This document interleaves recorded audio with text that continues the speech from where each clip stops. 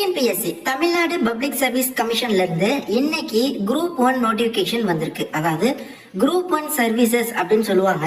So இதுல தான் deputy கலெக்டரா இருக்கட்டும், டிஎஸ்பி, இது போன்ற உயரிய பதவிகள் எல்லாமே ஃபில் பண்ணுவாங்க. என்ன விதமான ஆப்பர்ச்சுனிட்டி வந்திருக்கு, எப்படி அப்ளை பண்றது, என்ன ஏஜ் லிமிட், என்ன குவாலிஃபிகேஷன், எல்லாத்தையுமே டீட்டெயில்டா நான் இந்த வீடியோல உங்களுக்கு சொல்றேன். இது போன்ற ஃப்ரீ ஜாப் அப்டேட்ஸை குயிக்கா தெரிஞ்சுக்க இப்பவே நம்ம சேனலை சப்ஸ்கிரைப் பண்ணிக்கோங்க. பக்கத்துல உள்ள பெல்ல பிரஸ் பண்ணி ஆல்ல செட் பண்ணி வச்சுக்கோங்க. இந்த வீடியோ லிங்க் எடுத்து உங்க வாட்ஸ்அப் ஸ்டேட்டஸ்ல வைங்க, உங்க நண்பர்களும் பார்க்கட்டும். ஓகே, டிஸ்கிரிப்ஷன் லிங்க் தரேன், அதை டச் பண்ணி இந்த நோட்டிபிகேஷனை நீங்க செக் பண்ணலாம். ஸோ இதற்கான போர்ட்டல் இன்னையில இருந்து வர ஏப்ரல் 30 வரையும் ஓப்பன்ல இருக்கும் அப்படின்னு சொல்லியிருக்காங்க. இதுக்கு வந்து 2 எக்ஸாமினேஷன் இருக்கு, ப்ரிலிம்ஸ், மெயின்ஸ் அப்படின்னு சொல்லிட்டு. ஸோ மேபி ப்ரிலிம்ஸ் பார்த்தீங்கன்னா உங்களுக்கு 6வது மாசத்துல டென்டேட்டிவா இருக்க வாய்ப்பு இருக்கு. மெயின்ஸ் வந்து உங்களுக்கு லேட்டரா இன்டிமேட் பண்ணுவாங்க. சப்மிட் பண்ணப்பட்ட அப்ளிகேஷனை நீங்க கரெக்ஷன் பண்ணிக்கலாம் அடுத்த மாசம் 5, 6, 7 இந்த 3 நாட்கள்ல. ஸோ அதனால நம்ம வந்து கரெக்ஷன் பண்ணிக்கலாம் அப்படிங்கிற மாதிரி அப்ளை பண்ணாதீங்க. ஃபர்ஸ்ட் டைம் பண்றப்ப கரெக்டா பண்ணிடணும் அப்படிங்கிற எய்மோட அப்ளை பண்ணுங்க. ஓகே, ஸோ அதான் கீழே கொடுத்துருக்காங்க இந்த அப்ளிகேஷன் கரெக்ஷன் விண்டோ. இந்த டைம்ல நீங்க என்னென்னலாம் கரெக்ஷன் பண்ணலாம், இந்த டீடைல்ஸ் எல்லாமே. Okay, post and vacancies. என்னென்ன போஸ்ட்? டெப்டி கலெக்டர், அதுல 28 வேகன்சி இருக்கு. அப்புறம் டெப்டி சூப்பரண்ட் ஆஃப் போலீஸ், அதாவது டிஎஸ்பில 7 வேகன்சி. அப்புறம் அசிஸ்டன்ட் கமிஷனர் கேட்குறாங்க, அதாவது கமர்ஷியல் டாக்ஸஸ்ல 19. அப்புறம் ரூரல் டெவலப்மெண்ட்ல அசிஸ்டன்ட் டைரக்டர் 7, டிஸ்ட்ரிக்ட் எம்ப்ளாய்மெண்ட் ஆஃபீஸர்ல 3, அசிஸ்டன்ட் கமிஷனர் லேபர்ல 6. மொத்தமா 70 வேகன்சி அப்படிங்கிறது இருக்கு. என்ன ப்ரோ இவ்வளவுதான் வேகன்சி வருமா அப்படின்னா, குரூப் 1ல இவ்வளவுதான் வேகன்சி. ஸோ 70 அப்படிங்கிறது ஒரு டீசென்டான வேகன்சி அப்படின்னு சொல்லலாம். லெவல் பாருங்க, 22 லெவல் பே. ஸோ சேலரிலாம் வந்து வேற லெவல், அதெல்லாம் சொல்லவே வேணாம். எலிஜிபிள் கண்டிஷன் பாருங்க. ஃபர்ஸ்ட் ஏஜ் லிமிட் பார்த்துடலாம். அனைத்து வகுப்பினருக்கும் குறைஞ்சது 21 வயசு கம்ப்ளீட் ஆகியிருக்கணும். அதாவது 21 வயசு உங்களுக்கு வந்து முடிஞ்சிருக்கணும். ஓகே, அனைத்து வகுப்பினருக்கும். நீங்க பொது பிரிவினர் அப்படின்னா உங்களுக்கு இந்த பதவி டெப்டி கலெக்டர், டெப்டி டிஎஸ்பி, இந்த அசிஸ்டன்ட் கமிஷனர், கமர்ஷியல் டாக்ஸ், இது போன்ற பதவிகளுக்கு 34 வயசு வரை அப்ளை பண்ணிக்கலாம்.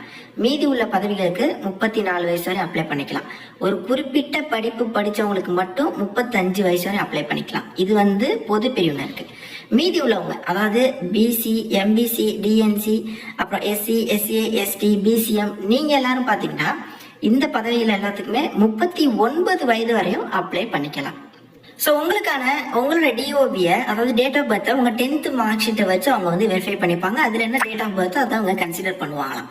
எஜுகேஷனல் குவாலிஃபிகேஷன் பார்த்தலாம், ரொம்ப ரொம்ப முக்கியமானது, ரொம்ப அட்டென்டிவா கவனிங்க. ஓகே, ஸோ எல்லா போஸ்ட்டுக்குமே எனி டிகிரி முடிச்சவங்க அப்ளை பண்ணிக்கலாம். உதாரணத்துக்கு இந்த டெப்டி கலெக்டருக்கு நீங்க பொசஸ் டிகிரி, ஏதோ ஒரு டிகிரி முடிச்சிருந்தா அப்ளை பண்ணிக்கலாம். டிஎஸ்பிக்கு ஏதோ ஒரு டிகிரி முடிச்சிருந்தா அப்ளை பண்ணிக்கலாம். அடுத்து இந்த அசிஸ்டன்ட் கமிஷனர் கமர்ஷியல் டாக்ஸஸ், இதுக்கும் எனி டிகிரி முடிச்சவங்க அப்ளை பண்ணலாம். ஆனா குறிப்பிட்ட படிப்பு படிச்சவங்களுக்கு இவங்க ப்ரிஃபரன்ஸ் தராங்க.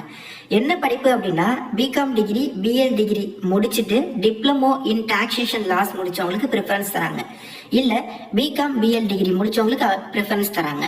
இல்லனா எய்தர் பிகாம் இல்லனா பிஎல் முடிச்சுட்டு டாக்ஸேஷன் லாஸ் முடிச்சவங்க, டிப்ளமோ முடிச்சவங்களுக்கு தராங்க. இல்ல எய்தர் பிகாம் ஆர் பிஎல் முடிச்சவங்களுக்கு 4th ப்ரிஃபரன்ஸ் தராங்க.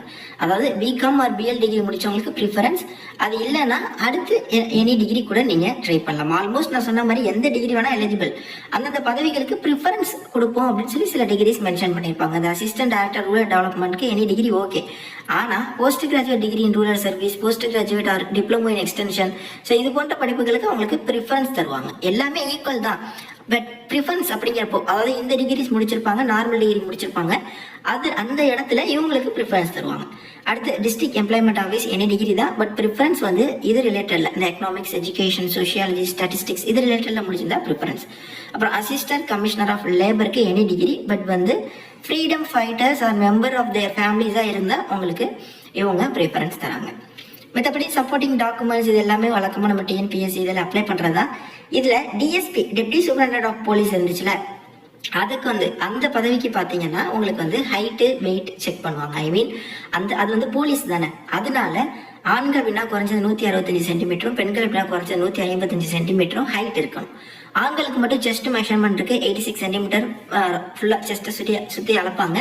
அப்புறம் இன்ஸ்பிரேஷன்ல உங்களுக்கு வந்து 5 சென்டிமீட்டர் வந்து எக்ஸ்பேண்ட் ஆகும். ஓகே, பெண்களுக்கு அந்த இது கிடையாது. Knowledge in Tamil, so Tamil மொழியில கட்டாயம் ஒரு நாலேஜ் இருக்கணும். 10th 12th நீங்க மேபி மினிமம் 10th தமிழ் ஒரு பாடமா எடுத்து படிச்சிருக்கீங்க அப்படின்னா ஓகே. அப்படி இல்லைன்னா நீங்கள் இந்த டிஎன்பிஎஸ்சிலேருந்து கண்டக்ட் பண்ணக்கூடிய அந்த தமிழ் டெஸ்ட்டை நீங்கள் கிளியர் பண்ணுற மாதிரி இருக்கும். அதாவது உங்களோட எஸ்எஸ்எல்சியில் 10th நீங்கள் ஒரு சப்ஜெக்டாக எடுத்து படிச்சிருந்தா ஓகே. அப்படி இல்லைனா candidates being required to pass the second class language test in Tamil conducted by commission within the period of 2 years. அதாவது அவங்க ஜாயின் பண்ணி 2 வருஷத்துக்குள்ள, தமிழ் தெரியாதவங்க 2 வருஷத்துக்குள்ள அவங்க வந்து இந்த செகண்ட் கிளாஸ் லாங்குவேஜ் டெஸ்ட் வந்து கிளியர் பண்ணுற மாதிரி இருக்கும். பட் வந்து உங்களுக்கு எக்ஸாம்லேயே மெயின்ஸ்லேயே உங்களுக்கு தமிழ் தகுதி தேர்வு வேற இருக்குது. ஓகே, அதுலேயுமே கிளியர் பண்ணி தான் ஆகணும். Phase of examination, plan of examination பார்த்தாலும் ஃபர்ஸ்ட் வந்து ப்ரிலிம்ஸ், அதாவது ஸ்க்ரீனிங் டெஸ்ட் தாங்க. அதில் வந்து பார்த்தீங்கன்னா அதில் சில பேர் அவங்க செலக்ட் பண்ணி மெயின்ஸ் எக்ஸாமினேஷன் எழுத வைப்பாங்க. 20 times எவ்வளோ வேகன்சி இருக்கோ இன்ட்டு 20 போட்டுக்கோங்க, அவ்வளோ பேரை மெயின்ஸ் எக்ஸாமினேஷன் எழுத வைப்பாங்க. ஸோ அதுலேருந்து அடுத்து பார்த்தீங்கன்னா இன்டர்வியூ. ஸோ இந்த ப்ரிலிம்ஸ் எப்படி இருக்கும் அப்படின்னு பார்த்தீங்கன்னா, ப்ரிலிம்ஸ் பாருங்கள், ஜென்ரல் ஸ்டடீஸ் இருக்குது, டிகிரி ஸ்டாண்டர்ட், அப்புறம் aptitude and mental ability SSLC standard. இதில் ஒரு 175, இதில் ஒரு 25, மொத்தமாக 200 கொஸ்டின், 300 மார்க்கு. ஸோ 3 மணி நேரம் டைமு, மினிமம் குவாலிஃபைங் மார்க்ஸ் கொடுத்துருக்காங்க. ஸோ இது வந்து பார்த்தீங்கன்னா அப்ஜெக்டிவ் டைப்பில் இருக்கும், 4 ஆன்சரில் ஒன்று சூஸ் பண்ணுற மாதிரி. ஸோ இதில் இருந்து தான் 20 times இவங்க மெயின்ஸ் எக்ஸாமினேஷனுக்கு கால்ஃபர் பண்ணுவாங்க, மெரிட் லிஸ்ட் ரெடி பண்ணுவாங்க. ஸோ அந்த மெயின்ஸ் எக்ஸாமினேஷன் அப்படிங்கிறது பேப்பர் 1, பேப்பர் 2, பேப்பர் 3, பேப்பர் 4. இதில் தமிழ் எலிஜிபிலிட்டி டெஸ்ட் எஸ்எஸ்எல்சி ஸ்டாண்டர்டில் 100 கொஸ்டின் இருக்கும், 3 மணி நேரம் டைமு. அதில் நீங்கள் மினிமம், ஸோ இந்த வகுப்பினர்னா 40 மார்க்ஸ், இந்த இதெல்லாம் நீங்கள் 40 மார்க்ஸும் எடுத்து ஆகணும். ஓகே, அதுதான், அப்படி இருந்தால் தான் அதாவது மினிமம் எலிஜிபிலிட்டி. அடுத்து பார்த்தீங்கன்னா ஜென்ரல் ஸ்டடீஸ் இருக்குது. ஸோ அது வந்து எல்லாமே டிகிரி ஸ்டாண்டர்டில் இருக்கும். ஜென்ரல் ஸ்டடீஸ் 2, 3 அப்படின்னு சொல்லிட்டு இது எல்லாமே டிகிரி ஸ்டாண்டர்ட்ஸ். இது எல்லாமே ஈச் 250 மார்க்ஸ்க்கு நடக்கும். அதுவும் பார்த்தீங்கன்னா டிஸ்கிரிப்டிவ் டைப்பில் உங்களுக்கு இது எல்லாமே இருக்கும். அதாவது அப்ஜெக்டிவ் டைப் கிடையாது, டிஸ்கிரிப்டிவ் டைப். நீங்கள் வந்து பேசேஜாக எழுதுகிற மாதிரி. ஃபைனலாக ஒரு இன்டர்வியூ இருக்குது 100 மார்க்ஸ்க்கு. ஸோ இதை வச்சு தான், இந்த மெயின்ஸ் எக்ஸாமினேஷன் ப்ளஸ் இன்டர்வியூ வச்சு தான் இவங்க வந்து பார்த்தீங்கன்னா இந்த ஆப்பர்ச்சுனிட்டி வந்து உங்களுக்கு ஆஃபர் பண்ணுவாங்க. ப்ரிலிம்ஸ் அப்படிங்கிறது ஒரு ஸ்க்ரீனிங்காக அப்படின்னு சொல்லியிருக்காங்க. ப்ரிலிம்ஸ்க்கும் மெயின்ஸ்க்குமான சிலபஸும் இவங்க வந்து கொடுத்துருக்காங்க. இந்த நோட்டிஃபிகேஷன் எண்ட்லேயே வந்து இருக்குது. ஸோ அனெக்சர் 1ல நீங்கள் எப்படி அப்ளை பண்ணணும் எல்லா டீட்டெயில்ஸுமே இருக்குது. முக்கியமான விஷயம், நீங்கள் அப்லோட் பண்ணக்கூடிய ஃபோட்டோ இப்போ ரீசெண்டாக 3 மாதத்துக்குள்ளே எடுத்ததாக இருக்கணும். அந்த ஃபோட்டோவில் உங்களோட பேரும் ஃபோட்டோ எடுத்த தேதியையும் நீங்கள் பிரிண்ட் பண்ணியிருக்கணும். டேட் ஆஃப் பர்த் கிடையாது, ஃபோட்டோ எடுத்த தேதியை நீங்கள் பிரிண்ட் பண்ணியிருக்கணும். ஃபோட்டோ இந்த மாதிரி ஒயிட் பேக்ரவுண்டில் கிளியராக ஃபேஸ் இருக்கிற மாதிரி இந்த மாதிரி ஃபோட்டோ நீங்கள் அப்லோட் பண்ணணும். மற்றபடி சிக்னேச்சர் எல்லாமே நார்மல் தான்.